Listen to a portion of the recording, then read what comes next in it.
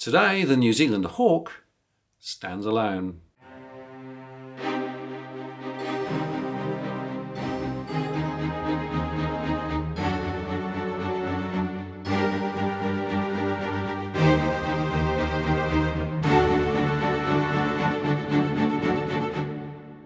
Hello again, it's Martin North from Digital Finance Analytics. Welcome to this post covering finance and property news. Today I want to specifically talk about the differences between New Zealand and Australia relating to monetary policy, because there is clear divergence afoot, as we saw this week, and the consequences could be significant.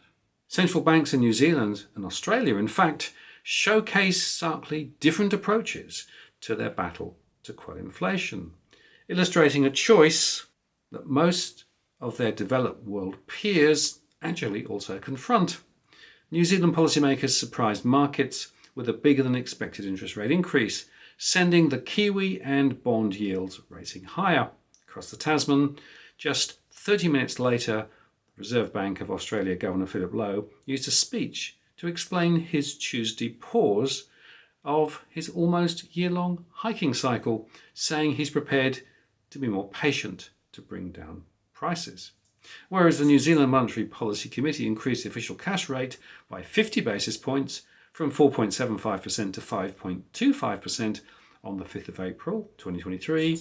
That's the largest increase in the developed world, and the Reserve Bank of New Zealand's surprise half percentage point hike brings its cumulative tightening to 5 percentage points. That's even more than the Federal Reserve's 4.75 points. And the RBA stood pat at 3.6% for a total increase of a mere 3.5 percentage points. Now, the Committee in New Zealand agreed that the OCR needed to be increased, as previously indicated, to return inflation to the 1 to 3% target range over the medium term. They say inflation is still too high and persistent, and employment is beyond its maximum sustainable levels. And there are emerging signs of capacity pressures in the economy easing, they said. However, demand continues to significantly outpace the economy's supply capacity, therefore maintaining pressure on any inflation. So, in fact, New Zealand's economy is already halfway into a recession following a 0.6% contraction in gross domestic product over the December quarter. The contraction was significantly worse than the Reserve Bank's 0.7% GDP growth forecast, and worse than what the majority of bank economists had projected.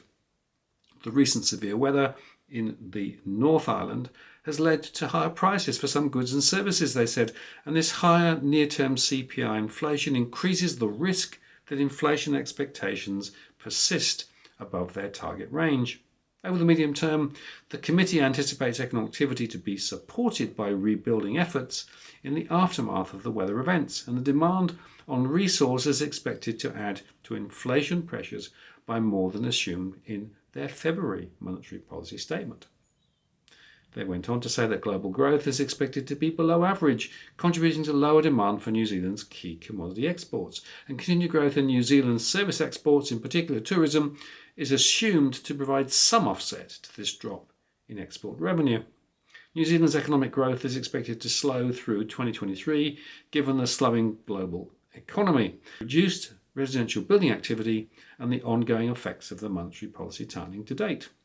This slowdown in spending growth is necessary to return inflation to target over the medium term, they said. So the committee agreed that the OCR needed to be at a level that will reduce inflation and inflation expectations to within the target range over the medium term. And the committee agreed that maintaining the current level of lending rates for households and businesses is necessary to achieve this, along with the rise in deposit rates. New Zealand's financial system, though, they say, is well positioned to manage through a period of slower economic activity. The latest hike was delivered despite half of New Zealand's mortgage book this year switching from ultra-cheap fixed rates to variable rates that are double to triple current levels. And consumer confidence is also tracking at record lows, with households especially pessimistic on the outlook for the economy and the household finances. The combination of rising interest rates and the fixed rate mortgage reset means monetary conditions across New Zealand will tighten sharply in the months ahead, which will crunch household consumption and ensure the economy plunges into recession. Indeed, The latest quarterly survey of business opinion pointed to an economy that is spluttering. For the first time since June 2021, businesses reported weakening demand as being the primary constraint on their business and not labour shortages.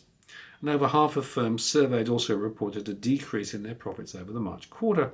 Those survey results should surprise no one given Westpac's latest confidence survey that showed the number of households who think it's a good time to make a major purchase is languishing close to record lows, suggesting consumer demand is collapsing. And Westpac noted that confidence remains around the sort of levels that we saw during the recession in the early 1990s and again during the global financial crisis in 2008 and 9. And when viewed in the light of the Reserve Bank's latest shock rate hike, a severe recession is now looking pretty much inevitable for New Zealand. And as the steepest global tightening cycle in decades nears its end, the Reserve Bank of New Zealand and RBA divergence reflects a developed world trend where some central banks are moving to the sidelines to assess the impact of their moves, while others keep on hiking for fear a pause would undermine progress in taming prices. European central bank officials over the past week have started signalling that rate increases will indeed soon end. And the Reserve Bank of New Zealand and the RBA continue to choose startlingly different paths in the face of very similar inflation numbers, said Sharon Zollner, Chief Economist at ANZ Bank of New Zealand in Auckland. US 10-year yields dropped to the lowest level since September overnight after soft labour market and services industry data underscored concerns the world's largest economy is indeed headed towards recession. And markets bet the disconnect will continue, with the Reserve Bank of New Zealand seeing and hiking by another quarter point to 5.5%, while the RBA is seen staying on hold and then switching to rate cuts later this year. At the heart of the contrast is the two central banks' assessments of their labour markets and workers' response to ultra-low unemployment. In New Zealand, wage growth is surging above 8%, compared with just 3.3% in Australia. And while the figures are for the final 3 months of 2022, timely measures of wages in Australia suggest labour costs remain contained. That's allowed Lowe to pause and acknowledge in a speech on Wednesday that the Reserve Bank is prepared for a slightly slower return to inflation to its 2 to 3% target in order to preserve pandemic-era labour market gains. The Reserve Bank of New Zealand, in its release, restated that employment remains beyond its maximum sustainable levels. And Lowe said the RBA's rate-setting board will wait longer for inflation to return to 3%, saying that's a better outcome than getting there a year earlier at the cost of more jobs. By contrast, the Reserve Bank of New Zealand said on Wednesday that the sooner supply and demand were better matched in the economy, the lower the overall cost of reducing inflation. The Reserve Bank's forecast shows Australian inflation will hit 3% in 2025, while the Reserve Bank of New Zealand sees inflation hitting that level next year. That shows the Reserve Bank of New Zealand's stitch-in-time logic in reducing inflation, said Kelly Eckhold and Michael Gordon at Westpac Banking. Once the Reserve Bank of New Zealand has a notion of where the OCR needs to be, it's better to get there quickly rather than to draw it out, they said, revising their forecast to add one more hike to 5.5%. The Reserve Bank of New Zealand has tightened aggressively and accordingly expects a recession this year. For Australia, bond markets are not yet implying the economy will fall into a contraction. That's a vote of confidence in Lowe's strategy. In New Zealand, 2-year yields are 69 basis points above 10-year yields. That's the deepest inversion since the 2008 global financial crisis era. The Reserve Bank of New Zealand's rate hike today is an example of how the Antipodean reaction functions are different, Citigroup's economists said. The New Zealand economy is contracting and monetary policy is considerably tighter compared to Australia, yet the Reserve Bank of New Zealand today delivered a higher than expected OCR increase. In contrast, they said Lowe's speech cemented our long-held view that the Reserve Bank is different compared to its peers because it's prepared to let inflation run hotter. Now, actually, of course, the key point here is that the Reserve Bank in Australia is acutely aware of the significance of the property sector for the economy. And so some of their unwillingness to lift rates strongly is to try and preserve momentum in the very important property sector. Why is that? Well, simply this, that the property sector and the mortgage sector underpins our financial system.